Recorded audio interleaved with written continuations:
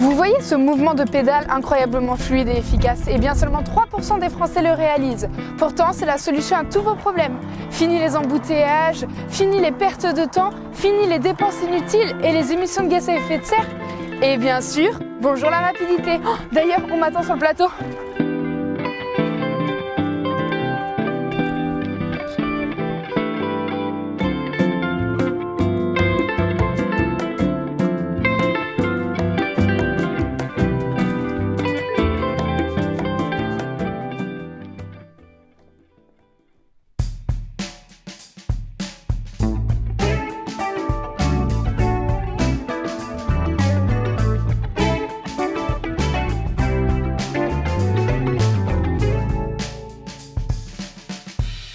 Bonjour, bonsoir mesdames et messieurs et bienvenue sur Quotidiart, votre émission d'information culturelle.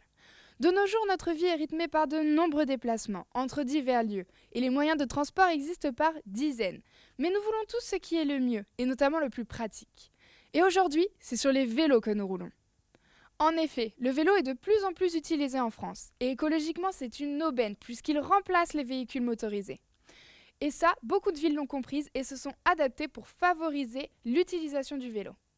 Comme on peut le remarquer avec la ville de Bordeaux, qui compte en elle-même 700 km de pistes cyclables parcourant sa périphérie et son centre, mais aussi la reliant à des grandes villes. Et ça, c'est un aménagement astucieux qui favorise aussi le tourisme. Mais tout d'abord, nous allons accueillir monsieur Richard Gessner, responsable de l'aménagement urbain de Bordeaux Métropole.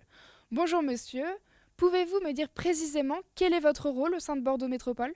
Je travaille donc à Bordeaux Métropole, la direction générale des mobilités et plus particulièrement la direction des multimodalités qui traite de tous les sujets inhérents aux mobilités alternatives à la voiture sur l'eau et à sa promotion. Quelles infrastructures avez-vous mis en place pour favoriser les déplacements à vélo au sein de Bordeaux ? Donc les infrastructures, elles sont mises en place, elles ont été mises en place il y a déjà bien longtemps. Bordeaux et son agglomération, l'ancienne communauté urbaine de Bordeaux, créée en 68, a commencé très tôt à réaliser des aménagements cyclables, des pistes cyclables en l'occurrence. Il faut savoir que suivant le tissu urbain, voire périurbain, voire même carrément rural, pour certaines zones de l'agglomération, on ne réalise pas les mêmes aménagements. Pour plusieurs raisons. D'une part, parce qu'on a plus de place ou moins de place, c'est-à-dire qu'on ne peut pas faire de pistes cyclables dans le cœur de Bordeaux, mais que dans ce cas-là, on essaie d'adapter le contexte à l'usage en aménageant. Alors, par exemple, si on parle du centre de Bordeaux, des zones de circulation apaisée comme les zones 30 ou les zones de rencontre, voire les aires piétonnes, ce sont des aménagements qui sont plutôt réservés dans les cœurs de villes ou de bourgs. Voilà, donc il n'y a pas un type d'aménagement, il y a des aménagements que l'on adapte en fonction de la fréquentation des cyclistes, de leur vitesse, de la place dont on dispose et du but recherché également. On a remarqué une hausse des fréquentations des pistes cyclables, notamment due au Covid et au confinement. Est-ce que vous avez pu mesurer cette hausse de fréquentation ? Donc on a constaté une baisse de la fréquentation des cyclistes de 13% sur l'année 2020. En revanche, on a constaté parallèlement une baisse de 21% du trafic automobile. Donc toutes les circulations baissaient, mais le vélo beaucoup moins que les autres circulations. Bordeaux propose un service de prêt gratuit de vélos, géré par la Maison métropolitaine des mobilités alternatives. Comment et pourquoi avez-vous mis en place ce service ? Ce service a été mis en place il y a déjà pratiquement une vingtaine d'années, lorsque justement le chantier ou les chantiers du tram à Bordeaux ont complètement sclérosé la circulation. C'était impossible de circuler en voiture, donc la seule solution alternative, c'était la bicyclette. Donc, fort de ce constat, la mairie de Bordeaux a mis en place un prêt, qui évidemment, vous l'avez souligné, est gratuit, mais il est limité dans le temps. Quelles sont les aides financières que vous avez mises en place et quel est le montant ? Alors, en 2012, on a lancé la subvention à l'achat de vélos à assistance électrique et de vélos spéciaux. Puis, bon, le système a évolué, il a été adossé à des conditions de revenus. Sur le site de Bordeaux Métropole, il y a toutes les explications détaillées inhérentes à ces aides-là. Merci beaucoup pour toutes ces précisions. Et sachez que si vous êtes bordelais, vous pouvez retrouver toutes ces informations sur le site de Bordeaux Métropole. Maintenant, laissons place à deux interviews.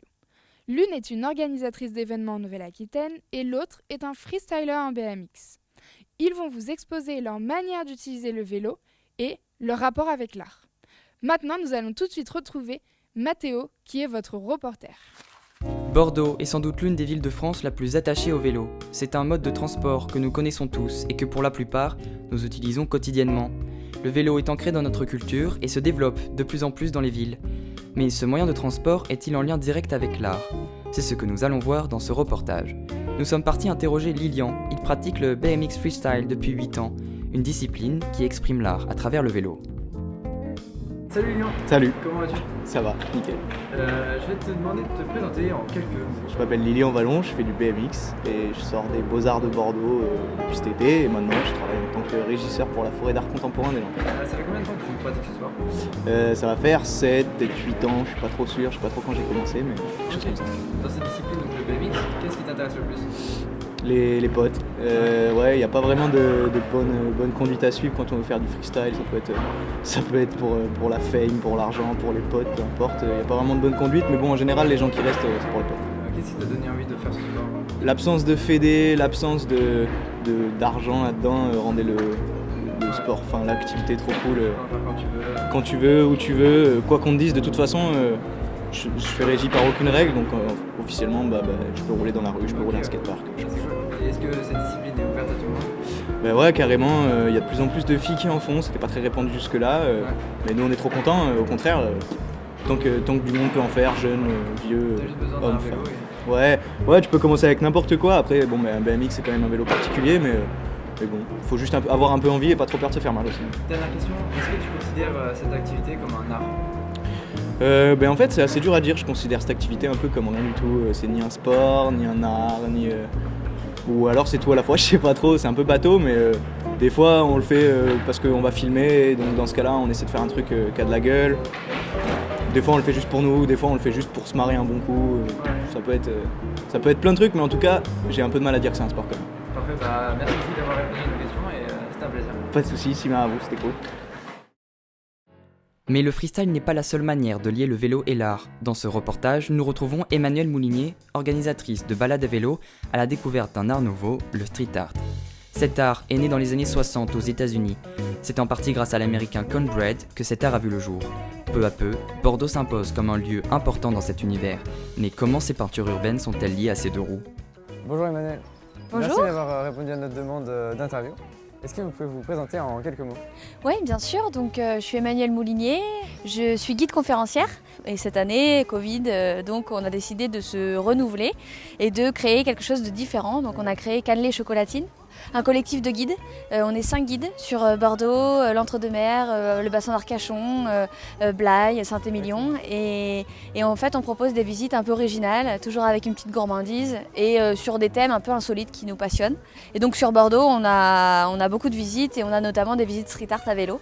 Donc vous, votre domaine c'est le street art, vous vous faites visiter le street art à vélo, c'est ça?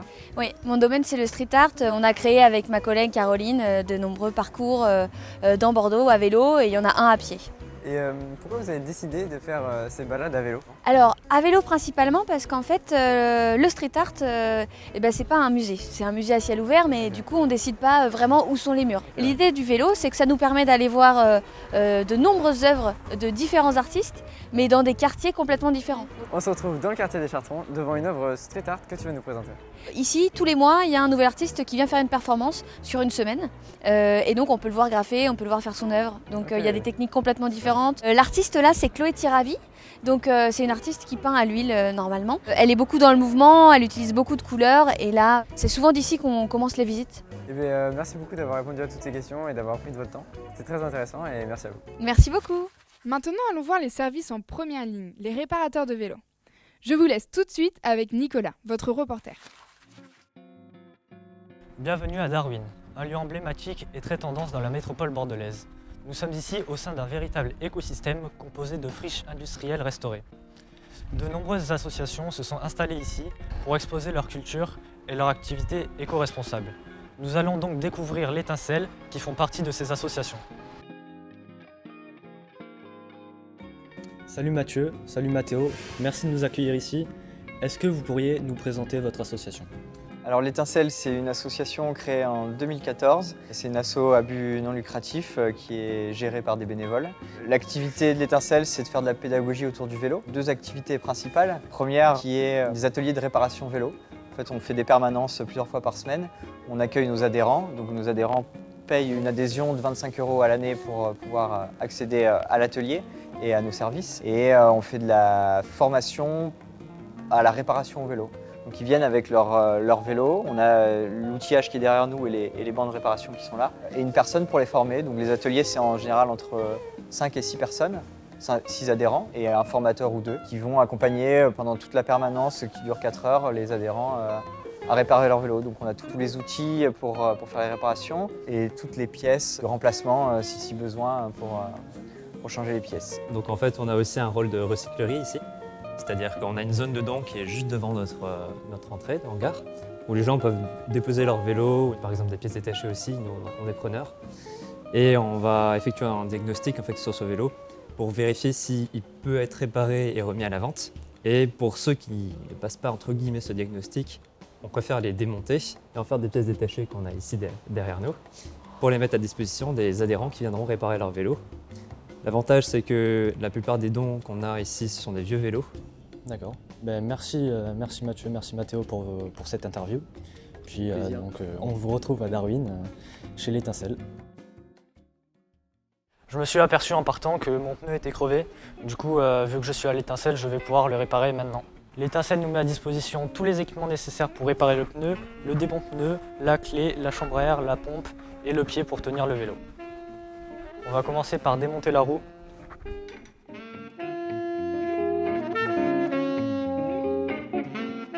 Maintenant, on va démonter le pneu grâce à ces petits outils.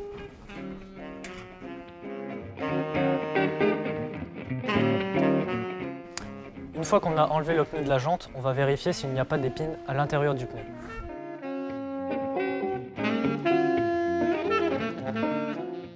On va maintenant regonfler un peu la chambre à air. Maintenant, on va remonter la nouvelle chambre à air dans le pneu.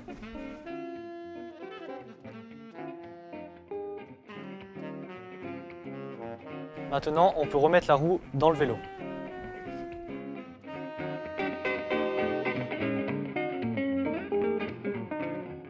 Maintenant, on peut regonfler le pneu. Et voilà, c'est fini. On a réparé la chambre à air. Et voilà, maintenant vous pourrez réparer vos petits soucis du quotidien tout seul. Mais n'oubliez surtout pas que les réparateurs sont là pour vous. D'ailleurs, vous pouvez retrouver ce petit réparateur à Darwin Ecosystem. Son adresse sera sur notre page Facebook. Le vélo est utilisé partout dans le monde. 130 millions de vélos sont produits en moyenne en un an dans le monde, ce qui représente 2 fois plus que la production de voitures. Et le détenteur du record de production est la Chine. Mais le vélo a aussi toute une histoire, et vous allez le découvrir maintenant. Je n'arrête pas. J'ai commencé à l'âge de 10 ans, j'en ai 85, ça fait 75 ans que je pédale, et je vous assure que je m'en porte bien. Depuis plus de 100 ans, le vélo est entré dans le quotidien de bon nombre de Français. Selon les époques, il n'est pas destiné aux mêmes personnes et il est révélateur de notre société. Les premières traces vérifiables de l'apparition du vélo datent de 1818 et l'invention du vélocipède composé de 2 roues et d'un guidon, le tout en bois. L'objet plaît beaucoup les premières années, mais est vite délaissé. C'est en 1861 qu'un serrurier et son fils à Paris installent sur la roue avant un pédalier. L'objet rebaptisé Michaudine est un succès. Dès lors, énormément de variantes naissent avec des évolutions farfelues. Ce qui permet à la bicyclette d'avoir sa forme classique dès 1890. Elle semble déjà être le modèle actuel. Très rapidement, le vélo est utilisé autrement que pour simplement se déplacer. On peut citer qu'en 1865, le cyclotourisme qui a pour objectif de développer le tourisme grâce au vélo. Les bicyclettes sont au départ surtout pour les personnes aisées, les villes balnéaires proposent déjà de louer des vélos. C'est un outil réservé aux parcs et aux grandes villes. Mais l'automobile finit par se démocratiser et le vélo passe aux mains des jeunes et des ouvriers. Le vélo a si beaucoup fait pour le droit des femmes. Effectivement, la bicyclette est utilisée par tout le monde. Sauf que les femmes ne peuvent que porter des robes, des corsets et d'autres accessoires qui rendent la pratique très difficile. On accorde donc des exceptions aux femmes qui font du vélo. Les robes peuvent être plus courtes, on crée des shorts plus pratiques et des femmes en pantalon apparaissent sur des pubs, mais uniquement si elles tiennent un vélo. Le vélo offre une véritable liberté pour les femmes. Elles peuvent aller où elles veulent et donc se réunir là où aucun homme ne peut les juger. L'objet se veut pratique, transportable et peu cher. Il est donc normal d'en posséder un. Et dès 1903, le Tour de France est un événement national et très apprécié. La bicyclette devient le symbole des métiers de proximité, le symbole de la famille et le symbole des vacances. Pendant les 30 glorieuses, la voiture est dans tous les foyers, mais le vélo n'a pas dit son dernier mot et revient encore en devenant l'icône des mouvements écologiques. Le vélo en libre service apparaît un peu partout en France et aujourd'hui un incontournable des villes. Et je vais laisser le mot de la fin à Monsieur Vittoré. La bicyclette, c'est vraiment la petite reine, la grande reine pour Moi, vous. je ne cesserai jamais assez de préconiser au monde entier de faire du vélo s'ils veulent avoir une vieillesse dépourvue de toute infirmité. Tout est là. Et voilà, Quotidiart, c'est fini pour aujourd'hui. Mais vous pourrez retrouver toutes les informations relatives à cet épisode sur notre page Facebook Quotidiart. On remercie toutes les personnes qui nous ont aidés à réaliser cette émission. Et surtout, le prochain épisode sera sur le thème de la chaussure. Merci et à bientôt!